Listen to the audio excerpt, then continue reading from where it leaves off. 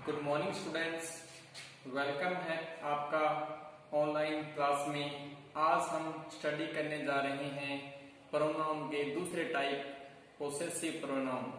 इससे पहले के वीडियो में हमने नाउन के बारे में पढ़ लिया था, कितने टाइप्स होते हैं। प्रोनाउन का इंट्रोडक्शन देखा था हमने कल, और उसका एक टाइप देखा था personal pronoun.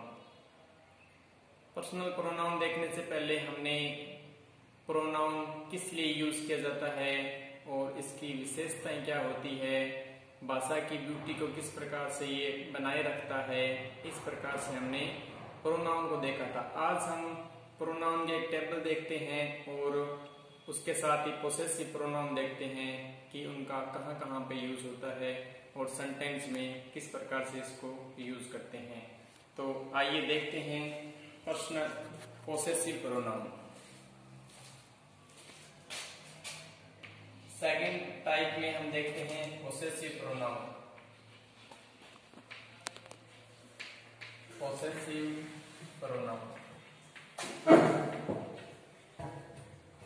Possessive pronoun, possessive pronoun का इंट्रोडक्शन अगर डेफिनेशन देखें, इसमें उन प्रोनाउंस को शामिल किया जाता है जो अधिकार बताते हैं, पोसेस बताते हैं अपना, जैसे माई है, आवर है, उसी प्रकार हिज है, हर है।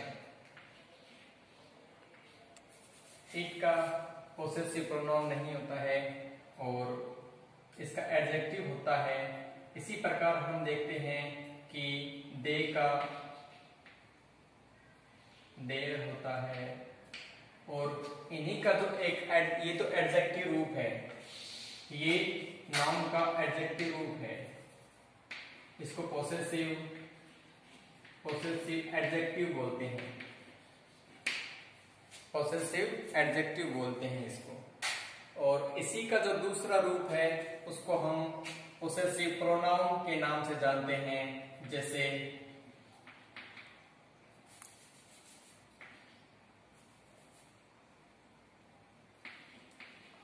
आवर्स हो गया, माइन हो गया। इसी प्रकार हिज का हिज होता है,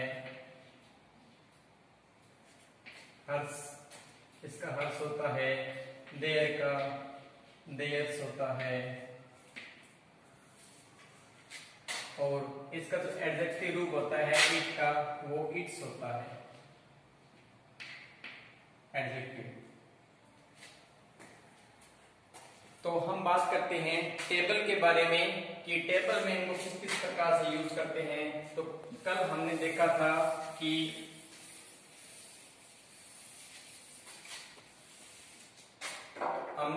टेबल के अंदर कल कि एक फर्स्ट पर्सन होता है, एक सेकंड पर्सन होता है और एक होता है थर्ड पर्सन। थोड़ी टेबल रिवाइज कर लेते हैं हम। हमने देखा था फर्स्ट पर्सन और सब्जेक्टिव केस, एक पोसेसिव केस होता है। इसमें दो टाइप्स होते हैं इसके, एक होता है पोसेसिव एडजेक्टिव और एक होता है पोसेसिव प्रोनाउन।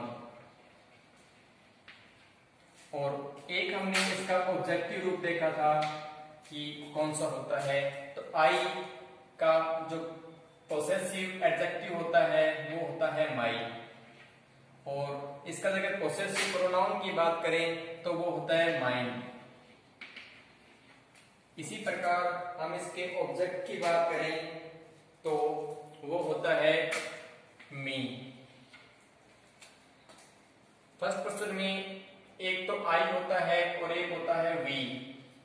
वी के पोसेसिव एडजेक्टिव की बात करें तो इसका एडजेक्टिव होता है आवर, और अगर इसके पोसेसिव प्रोनाउन की बात करें तो आवर्स होता है और इसका ऑब्जेक्टिव रूप होता है अस। इसी प्रकार हम सेकंड पर्सन की बात करें तो सेकंड पर्सन एक ही होता है हमारे पास यू।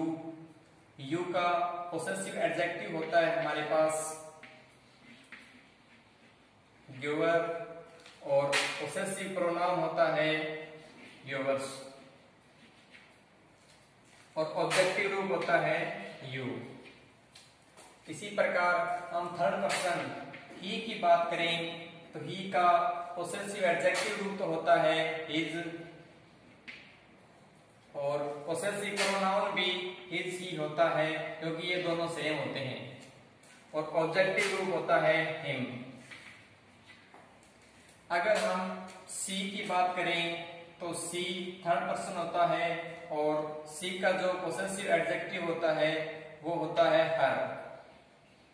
पोसेसिव प्रोनाउन इसका होता है हर्स और इसका जो ऑब्जेक्टिव रूप होता है वो होता है हर। इसके बाद हम इट की बात करें तो जो इट होता है वो इट का ऑब्जेक्टिव पोसेसिव एडजेक्टिव होता है इट्स और इसका पोसेसिव प्रोनाउन नहीं होता है और इसका ऑब्जेक्ट इट ही होता है। इसी प्रकार हम देयर की बात करें तो दे का पोसेसिव एडजेक्टिव होता है देयर और इसका पोसेसिव प्रोनाउन होता है देयर्स और इसका ऑब्जेक्टिव रूप होता है देम। कल हमने इस पर बातचीत की थी कि जो सब्जेक्टिव रूप होता है वो हमेशा सब्जेक्ट की जगह आता है। सेंटेंस में इसको हमेशा सब्जेक्ट के तौर पे रखा जाता है और इन सभी के बाद वर्ब आती है, या तो हेल्पिंग वर्ब आती है या फिर मेन वर्ब आती है। हमेशा इनके बाद या तो हेल्पिंग वर्ब आती है या मेन वर्ब आती है, सब्जेक्ट के रूप में यूज होते हैं। और इनके बारे में हमने बात की थी, इनका प्रयोग हमेशा ऑब्जेक्ट के रूप में होता है। जैसे he gave me a pen, मी एक ऑब्जेक्ट है और पेन भी एक ऑब्जेक्ट है, लेकिन ये सेकंड ऑब्जेक्ट है। Me he gave me a pen, किसको पेन दिया? मी को, तो ये ऑब्जेक्ट है। और ही एक सब्जेक्ट है, यानी सब्जेक्टिव रूप में, प्रोनाउन का सब्जेक्टिव रूप में हम इसका यहाँ पे यूज करते हैं। और ये मेन वर्ब है, तो मैंने बताया था कि मेन वर्ब के पहले जो यूज करते हैं वो सब्जेक्ट होता है और मेन वर्ब के बाद जो यूज होता है वो ऑब्जेक्ट होता है। इसी प्रकार मेन वर्ब के पहले तो आता ही आता है, हेल्पिंग वर्ब के पहले आता है। जैसे she is going to school, she is going to school, वह स्कूल जा रही है। तो यहाँ पे सी क्या है? सी एक सब्जेक्ट है, सब्जेक्ट के तुरंत बाद हेल्पिंग वर्ब यूज हुई है। और गोइंग मेन वर्ब की फर्स्ट फॉर्म के साथ ING यूज हुआ है, टू स्कूल।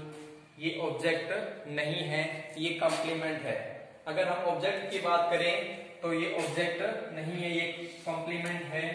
तो कई बार ऐसा भी होता है कि ऑब्जेक्ट नहीं आता है, उसके जगह कॉम्प्लीमेंट आ जाता है, तो हमें इस चीज का ध्यान रखना है। आज हम पोसेसिव एडजेक्टिव और पोसेसिव प्रोनाउन के बारे में बात करेंगे कि पोसेसिव एडजेक्टिव और पोसेसिव प्रोनाउन क्या होता है। तो हम अब पोसेसिव एडजेक्टिव और पोसेसिव प्रोनाउन के बारे में देखेंगे विस्तार से कि जो माइंड होता है वो एक पोसेसिव प्रोनाउन होता है और जो इसका जो निर्माण होता है ये पोसेसिव एडजेक्टिव से होता है। जो माइंड है ये माई प्लस नाउन से मिलकर बनता है, यानी ये तो एडजेक्टिव है और उसके तुरंत बाद नाउन आता है। यानी कोई भी एडजेक्टिव के बाद नाउन आता है, लेकिन जो पोसेसिव प्रोनाउन है उसके बाद नाउन नहीं आता। ये सिर्फ प्रोनाउन की तरह यूज होता है। जैसे ये अवर्स है, अवर्स का निर्माण अवर प्लस नाउन से होता है। यूवर्स का निर्माण भी यू प्लस नाउन से होता है। हिज का निर्माण his plus noun, his plus noun से होता है। और हर्ष का निर्माण भी हर प्लस नाउन से होता है। और इट्स का निर्माण इट्स जो है वो पोसेसिव प्रोनाउन का रूप नहीं होता है। सिर्फ इसका प्रयोग पोसेसिव एडजेक्टिव के रूप में करते हैं, या सब्जेक्ट के रूप में करते हैं, या ऑब्जेक्ट के रूप में करते हैं। पोसेसिव प्रोनाउन के रूप में इसका यूज नहीं करते। और जो देयर है उसका निर्माण देयर प्लस नाउन से होता है। हम जानते हैं कि जो माइन है, आवर्स है, यूवर्स है, हिज, हर्स है, देयर्स है, इनका प्रयोग इनके तुरंत बाद में कोई भी नाउन नहीं आती है, लेकिन जो पोसेसिव एडजेक्टिव है इनके तुरंत बाद हमेशा नाउन आती है। हम कुछ एग्जांपल करते हैं और देखते हैं कि किस प्रकार से इनका यूज एग्जांपल में होता है। जैसे hours, college, was closed yesterday. Our college was closed yesterday. तो ये आवर्स है। मैंने बताया था अभी कि जो पोसेसिव प्रोनाउन है उसके तुरंत बाद हमेशा नाउन का यूज नहीं होता है। तो यहाँ पे ये जो आवर्स है ये रॉन्ग है, हमें यहां पर लिखना पड़ेगा our. Our college was closed yesterday. तो जो आवर है वो इसका सही रूप है। इसी प्रकार एक और एग्जांपल लेते हैं। जैसे यूवर्स बाइक इज न्यू। तुम्हारी बाइक नई है। Yours bike is new. मैंने बताया था कि जो पोसेसिव एडजेक्टिव है या पोसेसिव प्रोनाउन है, पोसेसिव प्रोनाउन के तुरंत बाद हम नाउन का यूज नहीं कर सकते। अगर हमें इसके तुरंत बाद नाउन का यूज करना है तो हमें यहाँ पर पोसेसिव एडजेक्टिव का यूज करना पड़ेगा। जैसे यूवर, यूवर करेक्ट है और यूवर्स रॉन्ग है।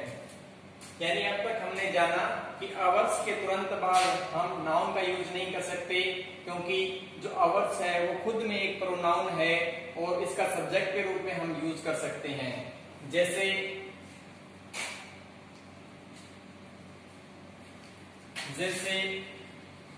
आवर्स इज ए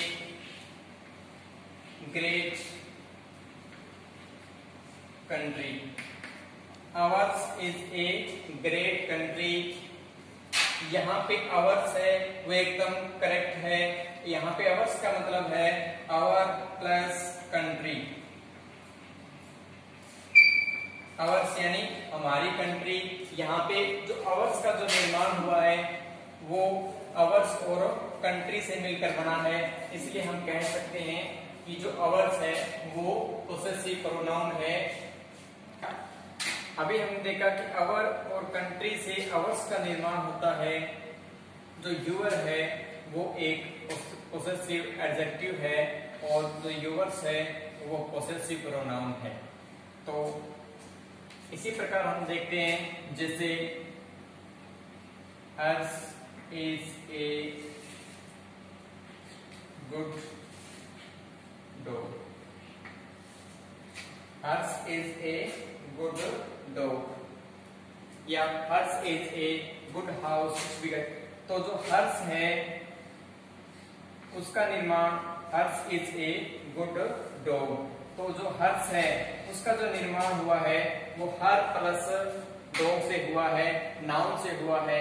इसी प्रकार हम कह सकते हैं कि जो पोसेसिव प्रोनाउन है उसका जो निर्माण एडजेक्टिव और नाउन से होता है, और जो एडजेक्टिव है उसके आगे हमेशा नाउन आता है। तो हमें ये चीज ध्यान में रखनी है कि अगर कहीं पे पोसेसिव एडजेक्टिव आए तो उसके तुरंत बाद नाउन आता है, और अगर कहीं पे पोसेसिव प्रोनाउन आता है तो हमें ये ध्यान रखना है कि पोसेसिव प्रोनाउन के बाद हेल्पिंग वर्ब आती है या मेन वर्ब आती है, क्योंकि ये सभी प्रोनाउन के रूप में यूज होते हैं। तो इस प्रकार से हमने पोसेसिव एडजेक्टिव के बारे में आज विस्तार से स्टडी की। कल हम इसके तीसरे टाइप डेमोन्स्ट्रेटिव एडजेक्टिव पे, डेमोन्स्ट्रेटिव प्रोनाउन पे बात करेंगे, और हम देखेंगे कि डेमोन्स्ट्रेटिव प्रोनाउन क्या होते हैं। डेमोन्स्ट्रेटिव प्रोनाउन को संकेतवाचक सर्वनाम कहते हैं। हम संकेत करके बता सकते हैं, जैसे दिस, दैट, दिस, दोज। इनके बारे में हम कल विस्तार से स्टडी करेंगे। तब तक के लिए घर में रहें, सुरक्षित रहें और स्टडी करते रहें। Thanks to all.